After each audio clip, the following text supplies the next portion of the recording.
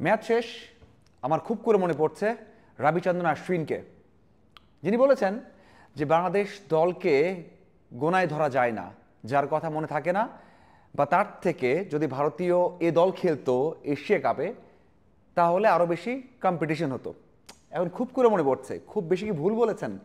যদিও এভাবে কেউই বলে না, এটা অসম্মান করে বলা, শুধুমাত্র বাংলাদেশকে নিয়ে নয়, আরও অন্য দলকে নিয়েও বলেছে, কিন্তু বাংলাদেশকে নিয়ে হঠাৎ করে বলেছে যে আসলে বাংলাদেশকে তো এর মধ্যে দেখেই না, মানে বাংলাদেশ দল যে প্রতিদ্বন্দ্বিতা করতে পারে এর মধ্যে অশ্বিন দেখেই না।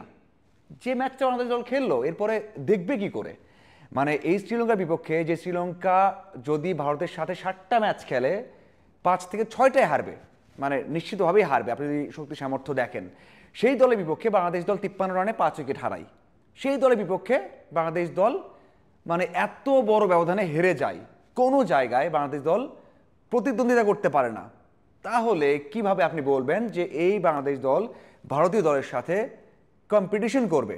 বাংলাদেশ ভারতীয় দলকে হারিয়ে দিবে, অথবা বড় দলকে হারিয়ে দিবে। আফগানিস্তানকেও তো বড় বলতে হয়, পাকিস্তানকে হারিয়ে দিবে। দিবে কি? বড় মঞ্চে হারিয়ে দিবে।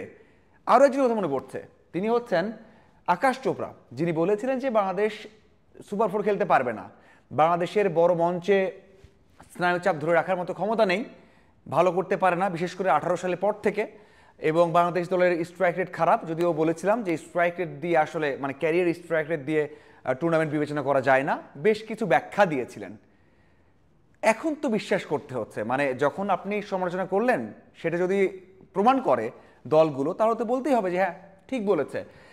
এখন মনে হচ্ছে যে আসলে যেটা বলেছেন তারা ভুল একেবারেই বলেননি। আমার আশা ছিল, বিশ্বাস ছিল যে বাংলাদেশ দল ভুল প্রমাণ করবে। হ্যাঁ, এখনও করার সুযোগ আছে, এখনও বাংলাদেশ দল আফগানদের হারাতে পারে। তবে এটাও মাথায় রাখতে হবে, বাংলাদেশ দল হংকংয়ের বিপক্ষে যেভাবে জিতেছে, শ্রীলঙ্কার বিপক্ষে যেভাবে হেরেছে, তাতে তাদের কথা ঠিক হয়ে যাচ্ছে। আরও অনেকেই বলেছেন, পাকিস্তানের শোয়েব আখতার বলেছেন ভারতের আরেকজন লেজেন্ড হরভজন সিং বলেছেন যে বাংলাদেশ সুপার 4 খেলতে পারবে না। এত লেজেন্ড, সবাই তো লেজেন্ড, ক্রিকেট তো বোঝেন, তারা যখন বলেছেন যে বাংলাদেশ দল ভালো করবে না, সুপার 4 খেলতে পারবে না, আমরা তো আশাই ছিলাম যে বাংলাদেশ দল ভালো খেলবে, এখনও আশায় আছি এরপরে ম্যাচটা ভালো খেলবে। কিন্তু যে অ্যাপ্রোচটা দেখলাম আমরা, তাতে মনে হয় না যে তারা একটুও ভুল বলেছেন। আমার মনে হয় সবাই ঠিক বলেছেন, কিন্তু রবিচন্দ্রন অশ্বিন যেভাবে বলেছিলেন সেটার জন্য হয়তো বা মনে হচ্ছিল যে বাংলাদেশ একটু ভালো খেলুক, ভালো খেলা দরকার, এশিয়া কাপে ফাইনাল খেলুক, খেলতে পারবে।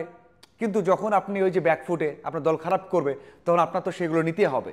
এখন তো তাদের কথা নিতে হচ্ছে যে হ্যাঁ, বাংলাদেশ দল এমনই যে বাংলাদেশ দলকে এই জায়গায় রাখাই যায় না, বাংলাদেশ দলকে এশিয়ার সর্বোচ্চ পর্যায়ে ভালো করবে, হারাবে, তার মধ্যে রাখাই যায় না। সেই কথাটা তাহলে মনে হয় না যে ভুল বলেছে। কোনো একটা জায়গাতে না ব্যাটিং, না বোলিং, না ফিল্ডিং, না অ্যাপ্রোচ, কোনো জায়গাতে মনে হয়নি যে বাংলাদেশ দল এশিয়া কাপের ফাইনাল খেলতে পারে, বাংলাদেশ দল এশিয়া কাপে আরও ভালো করতে পারে, অথবা বড় দলকে প্রতিদ্বন্দ্বিতার মুখে ফেলতে পারে। এই প্রথম ম্যাচ, মানে বড় ম্যাচ, সেখানেই খারাপ করলো।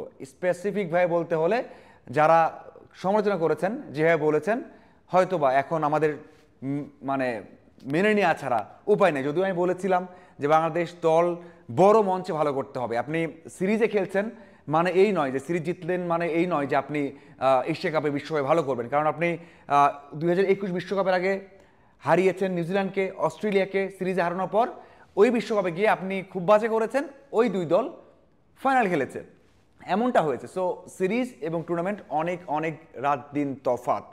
এখন সেই তফাৎটা যদি না বোঝে বাংলাদেশ দল বা ম্যানেজমেন্ট, তাহলে এভাবেই অন্যরা কথা বলবে, অন্যরা সমালোচনা করবে, আমাদের সহ্য করতে হবে এবং সেটা শুনে থাকতে হবে।